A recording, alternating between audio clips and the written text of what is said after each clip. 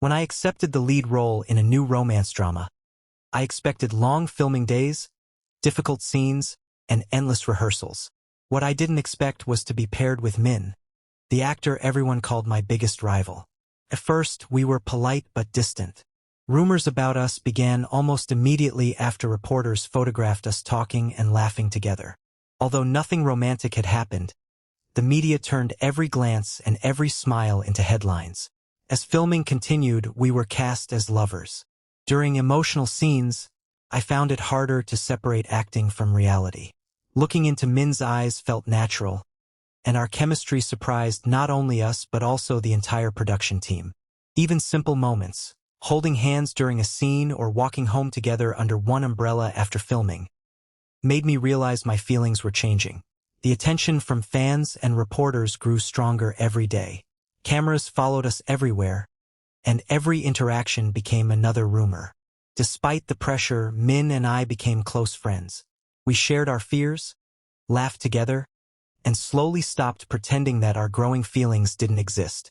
One evening on the rooftop, Min quietly admitted that he didn't think he was acting anymore.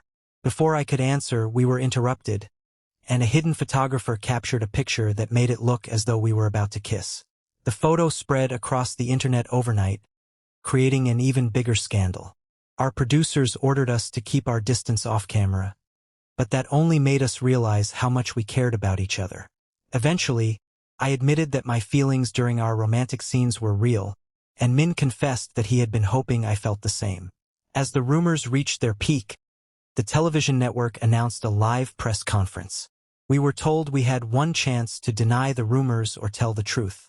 Standing together on the rooftop before the conference, we decided that whatever happened next, we would face it together. During the live broadcast, I finally admitted that somewhere between rehearsals and filming, Min had become much more than my co-star. He responded by saying that standing beside me was the bravest thing he had ever done. Just as we thought we had found the courage to be honest, executives rushed into the room with news of a legal complaint that threatened everything we had built together. That was the moment I realized our greatest challenge wasn't falling in love. It was protecting that love from the world around us. The room fell silent. Even the reporters who had been shouting questions moments ago stopped talking. The executive stood in the aisle, clutching a folder with trembling hands. "Stop the broadcast," he repeated. The moderator looked toward the producers, unsure of what to do. "What happened?" the director asked. The executive swallowed hard. "The legal complaint isn't against the drama.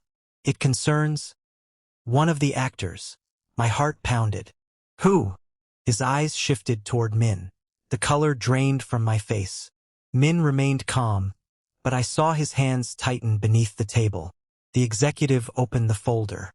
"Someone has accused Min of violating an exclusive contract by damaging the company's public image." The room erupted with whispers. "I stared at Min." "What?" He lowered his gaze. "I knew this might happen." "You knew?" I whispered. He nodded slowly. "My agency warned me years ago. They said if I was ever involved in a public relationship without their approval, they could sue me for breaching my contract." My chest tightened. "So all this time, you were protecting me?" I finished. He gave a small, sad smile. "I was trying to protect both of us." The moderator announced a short break. Cameras stopped rolling, but reporters kept shouting questions. Security quickly escorted us into a private waiting room. The moment the door closed, I turned to Min. "Why didn't you tell me?" He looked exhausted. "Because I didn't want you to carry my burden. You should have trusted me." "I do trust you." His voice cracked for the first time. "I just didn't want your career to end because of me." For a long moment, neither of us spoke. Then I stepped forward and hugged him.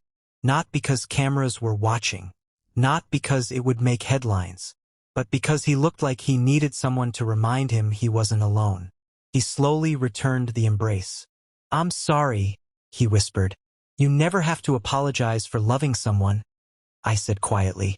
A gentle knock came at the door. The director entered. He smiled softly when he saw us. "The board has agreed to hear your side before making any decisions." I let out the breath I didn't realize I'd been holding. But, he continued, you have 1 hour to prepare. He placed a thin folder on the table. Inside were copies of Min's contract. Page after page of legal language. Near the end, one sentence was highlighted in yellow. The company reserves the right to terminate this agreement if the artist's conduct causes substantial reputational harm. I looked up at Min. He looked back at me. This isn't just about our relationship anymore, I said. He nodded. It's about whether we get to choose our own future. For the first time that day, a spark of determination replaced the fear in his eyes. He reached for my hand. We've hidden long enough. I smiled. Then let's face this together. Outside the waiting room, the countdown to the press conference resumed. 59 minutes. The next hour would decide not only our careers, but the future we dreamed of sharing. Please subscribe and like this video. 59 minutes. That was all we had. 1 hour to decide whether we would fight or walk away. The contract lay open on the table. Its pages felt heavier than paper. Each sentence reminded Min of everything he could lose. His career, his dream, the life he had worked for since he was 16.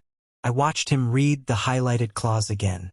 The company reserves the right to terminate this agreement if the artist's conduct causes substantial reputational harm.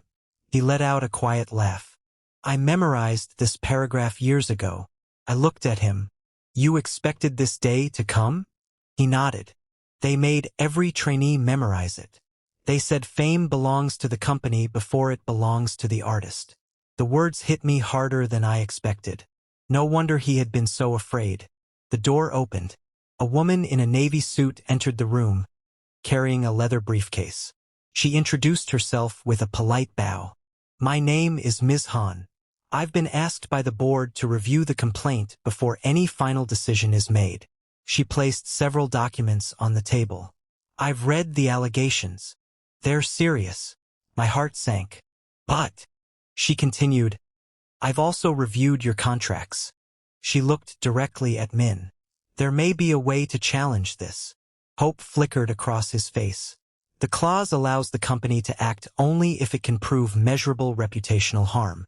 She slid a report across the table. The problem is, she smiled faintly, your drama has broken streaming records since these rumors began. I blinked. What? The ratings are the highest the network has seen this year. The production gained sponsors. International distribution offers increased. She folded her hands. In legal terms, I've been in this industry for 20 years. I've never seen anything like it. Min looked at me.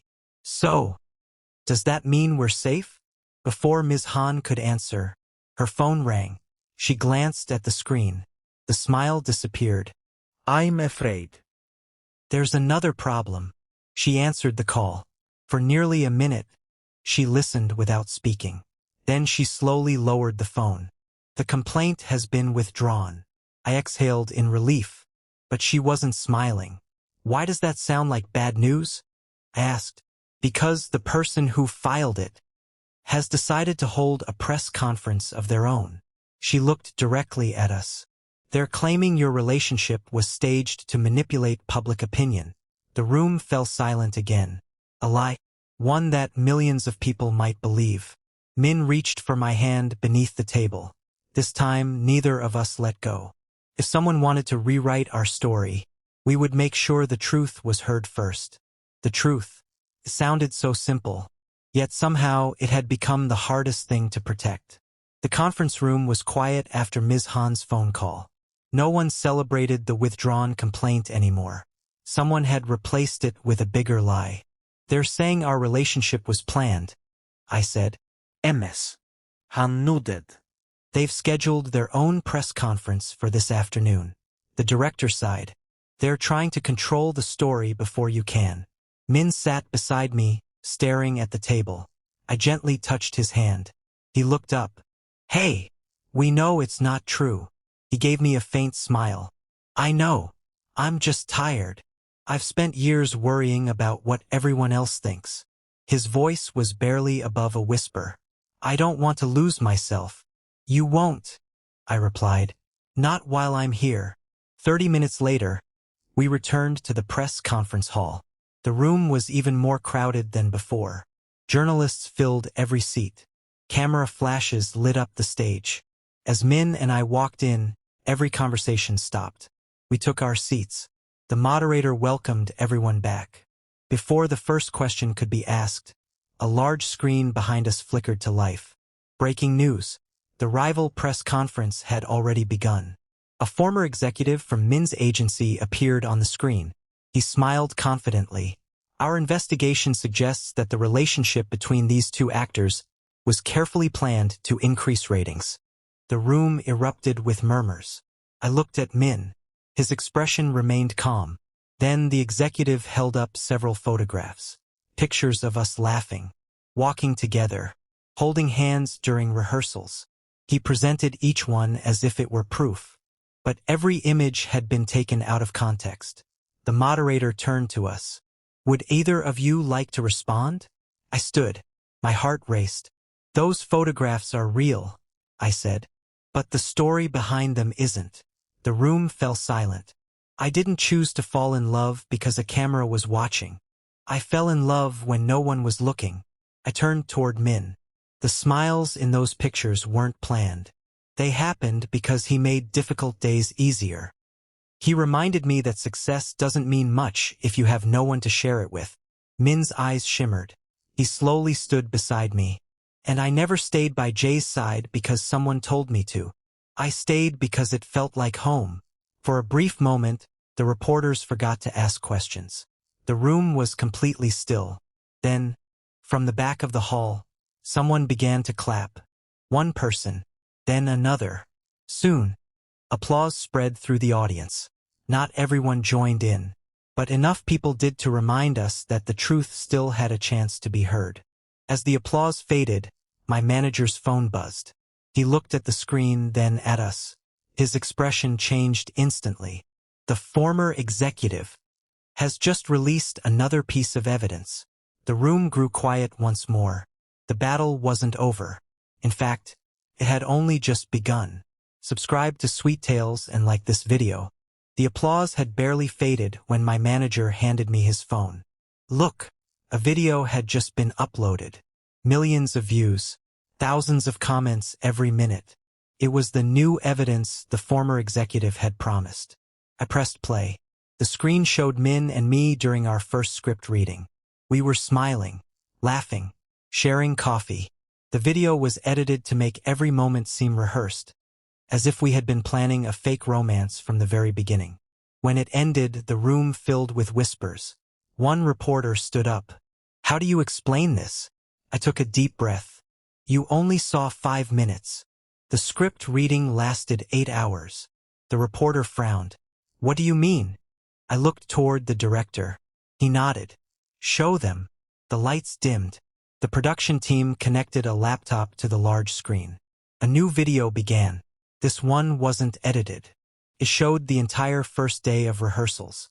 Min and I barely spoke for the first hour. We forgot each other's lines. We laughed after making mistakes. The cast teased us for being awkward. The room chuckled as the footage played. Then another clip appeared. It was from weeks later. The cast was celebrating a birthday between filming. No cameras. No interviews. No publicity. Just friends eating cake and laughing together. One by one, the crew members in the audience stood up. The costume designer spoke first. They never asked anyone to spread rumors. The makeup artist nodded. They treated everyone with kindness. The assistant director smiled. The feelings we saw weren't created for publicity. They grew naturally. For the first time that day, the reporters stopped writing. They simply listened. A journalist in the front row slowly lowered her microphone. "I've covered entertainment news for 15 years. She smiled gently. "I think we've been asking the wrong questions." Silence filled the hall.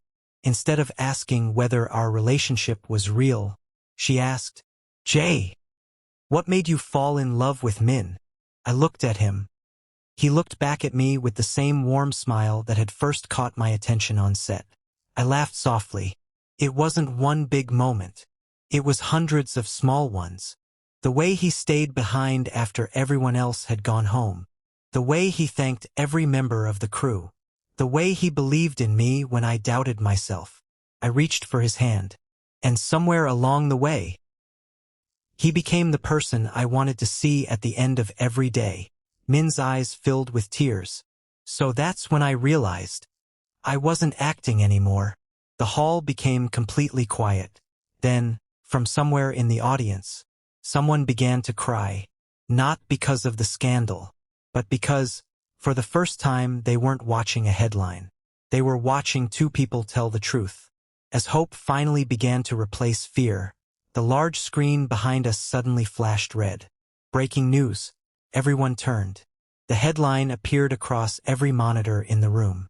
Former executive arrested during live broadcast. No one moved. The story had just taken another unexpected turn. The words on the screen didn't feel real. Former executive arrested during live broadcast. The reporters stared in stunned silence. Then the room erupted. Questions flew from every direction. What was he arrested for? Was the evidence fabricated? Did someone manipulate the media? The moderator struggled to restore order. Meanwhile, my phone vibrated. It was a message from Ms. Han. Stay calm. The police have confirmed that the former executive is being investigated for blackmail, document forgery, and illegally obtaining private company files. I read the message twice before handing the phone to Min. His eyes widened. So, hey Leet. I nodded. It looks that way. For the first time in weeks, I saw the weight lift from his shoulders. Minutes later, the chief investigator entered the conference hall. Please remember there are real people behind the headlines. His voice remained calm. We feel fear. We make mistakes. And we get hurt. The silence that followed carried more weight than any speech. Many reporters quietly nodded. As the conference finally came to an end, the director approached us. You've both been through more than anyone should. He smiled warmly. So I've decided. The production will pause for 1 week. A vacation? I asked. He laughed. A chance to breathe. Min looked at me with a grin I hadn't seen in weeks. So, where should we go? Before I could answer, my phone rang again. It was an unknown number. I answered. Hello. A familiar voice spoke softly. Jae. This is your father. I froze. We hadn't spoken in nearly 5 years. I think it's time we talked. The call ended. I stood motionless, staring at the dark screen in my hand. The scandal was over, but another chapter of my life was only just beginning. 5 years. That was how long it had been since I last heard my father's voice. Even after the call ended, I stood frozen in the empty conference hall. Min quietly stepped beside me. Was everything okay? I stared at the dark screen of my phone. It was my father. Min's eyes widened.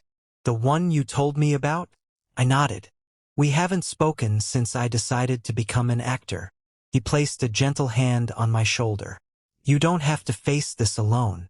For the first time in years, I believed those words. The next morning, Min and I drove to my hometown. The city skyline slowly disappeared behind us, replaced by quiet roads, green hills, and familiar places I hadn't seen since I was 19. Every kilometer brought back memories. The old bakery where my mother bought sweetbread on Sundays. The small bridge where I learned to ride a bicycle. The bus stop where I left home with one suitcase and a dream. I hadn't realized how much I missed it. My childhood house looked exactly the same. The blue gate, the flower garden, the wooden porch. I stood there unable to move. The front door slowly opened. An older man stepped outside. His hair had turned gray. His shoulders looked smaller than I remembered. But his eyes, they were still my father's. For several seconds, neither of us spoke. Then he walked toward me. I almost didn't recognize you, he said with a small smile. I laughed nervously. I've changed. So have I. The silence returned. It wasn't angry anymore, just heavy. Finally, he looked at Min. You must be the young man from the news. Min bowed politely. Thank you for allowing me to come. My father smiled gently. Anyone important to my son is welcome here. I I felt my eyes sting. Those were words I had waited years to hear. Inside the house, we sat around the same dining table where my family used to eat together every evening. My father poured tea. "I owe you an apology," he said quietly. "When you told me you wanted to act, I thought you were throwing your future away." He looked down at his hands. "I was wrong. I watched your press conference." He smiled sadly. "You stood there with courage.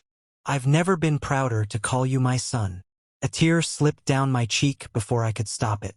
All those years, I had wanted nothing more than to hear those words. I stood up and embraced him.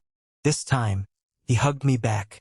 As the afternoon sun streamed through the windows, laughter filled the house once again. For the first time in years, felt like home. But just as we finished lunch, Min's phone vibrated. He answered. His smile slowly faded. "What?" He stood abruptly. "I understand." He ended the call and looked at me. "The network just called." I felt my heart sink. "What happened?" Min took a slow breath. "They've made a decision about our drama. Whether it was good news or bad, we would find out together." The drive back to Seoul was quieter than the drive to my hometown. Not because we had nothing to say, but because everything had changed. For the first time in years, the weight I had carried with me was gone. My father had forgiven me, and somehow, I had forgiven him too. Min reached over and intertwined his fingers with mine. "You've been smiling for the last 20 minutes. I laughed. "Have I?" "You have." He squeezed my hand. Later that evening, the celebration settled into quiet conversations. The director walked over with 2 envelopes. "These came this afternoon." He handed one to me and one to Min. I opened mine. Inside was a formal invitation. International Drama Awards, Tokyo. I looked at Min. His invitation was identical. "We've both been nominated?" I asked. The director nodded proudly. "Best Actor. And..." He paused for dramatic effect. "Best On-Screen Couple." Min burst into laughter. I couldn't help laughing too. After everything we had been through, life had found a way to surprise us again. As everyone celebrated around us, I stepped onto the balcony for some fresh air. The city lights stretched endlessly below. A few moments later, Min joined me. He leaned against the railing. "So, Tokyo," I smiled. "Looks like we're taking another trip together." He looked up at the stars. "I have a feeling our biggest adventure hasn't even started yet." Before I could answer, my phone vibrated. Another unknown number. This time the message was short.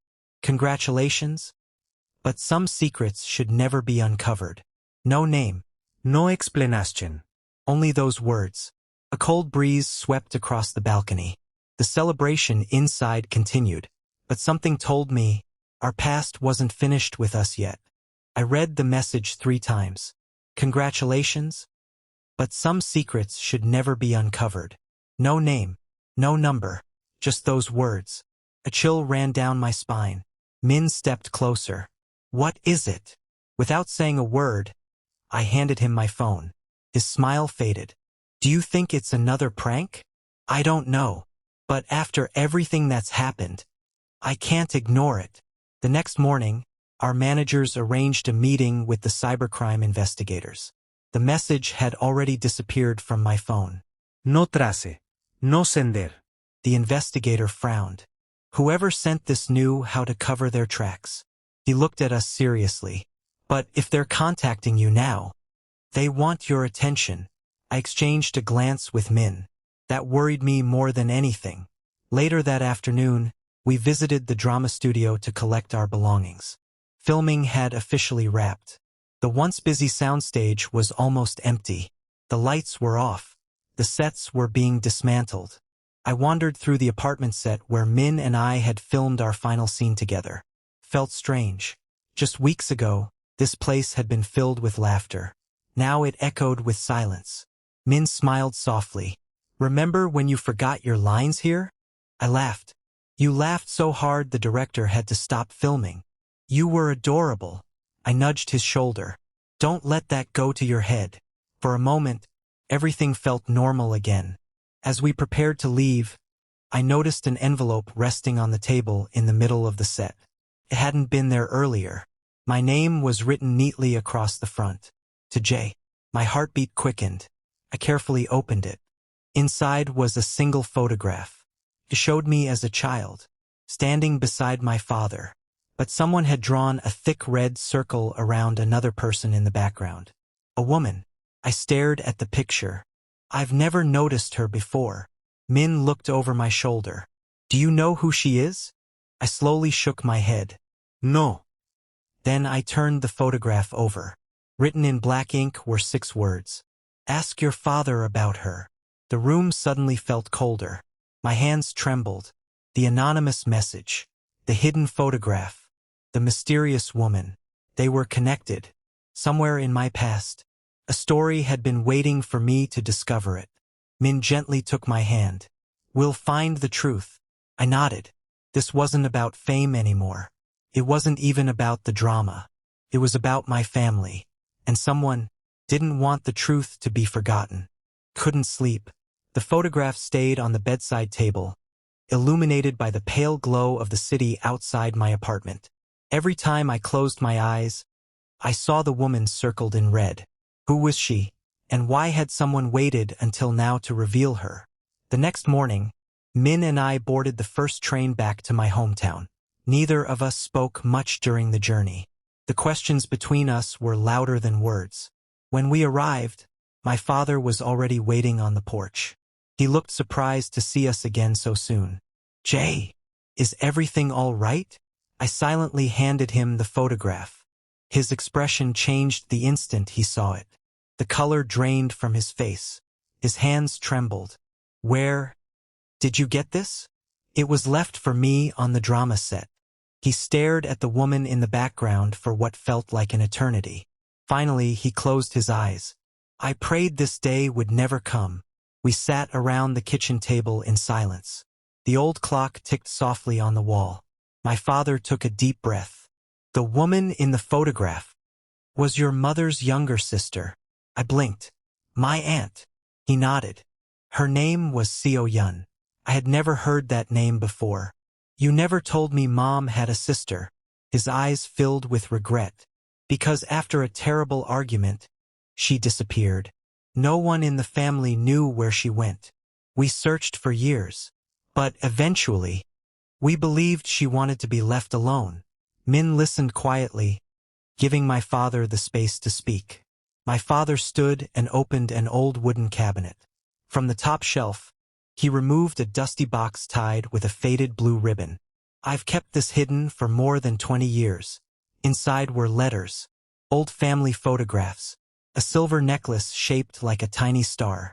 And beneath them all, it was the same woman, Seo-yeon, my aunt, a journalist. The room felt colder. I looked at my father. What was she investigating? He slowly shook his head. I never knew. She said she had uncovered something powerful, something dangerous. Then, she disappeared. Min carefully unfolded one of the letters. At the bottom, it was signed with 2 simple words. Love always, Seo-yeon. Tucked inside the envelope was a small key. Old, brass, worn with age. Attached to it was a handwritten label. Locker 417, Seoul Central Station. Min looked at me. I looked back at him. Neither of us needed to say it. Someone had left us the next clue. The truth about my family had been waiting in Locker 417 all along. Locker 417. For 2 days, those numbers echoed in my mind. Min and I stood inside Seoul Central Station, surrounded by the noise of rushing passengers. Yet everything around us faded. Only the small brass key in my hand mattered. I found the locker. 417. My hands trembled as I turned the key. The lock clicked. The metal door slowly opened. Inside was a single black leather journal. Nothing else. No money. No photographs. Just a journal. I carefully opened the first page. In neat handwriting were the words, "If you're reading this, then the truth finally found you." The journal belonged to my aunt, Seo-yeon. Page after page described her investigation into corruption within the entertainment industry many years earlier.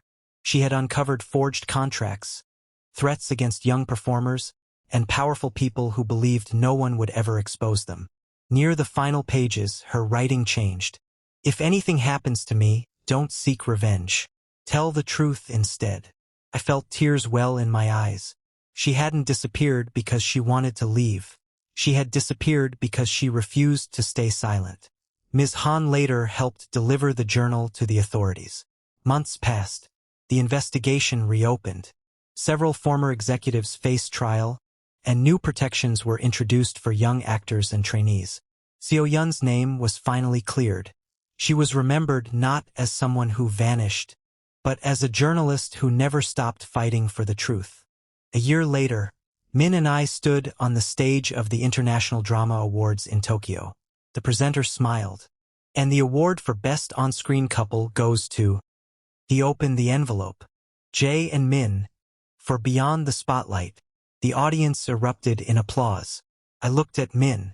He laughed through happy tears. Together, we walked onto the stage. Holding the award, I looked out at the crowd. A year ago, we were afraid to tell the truth. Today, we're standing here because we did. I turned to Min. Thank you for staying beside me. He smiled. I always will. We embraced as the audience applauded. Several months later, we returned to my hometown. A small memorial plaque had been placed beneath a cherry blossom tree. It read, Seo-yeon, a journalist whose courage inspired others to seek the truth. My father stood beside us. He smiled peacefully. I think she'd be proud. The wind carried cherry blossom petals through the air. Min slipped his hand into mine. This time, there were no cameras. No rumors. No fear. Just the people we loved. As we walked away beneath the blossoms, I realized something. Fame fades. Awards gather dust. But the people who choose to stay by your side, they're the ones who become your forever. And for the first time in my life, I knew exactly where I belonged. The end.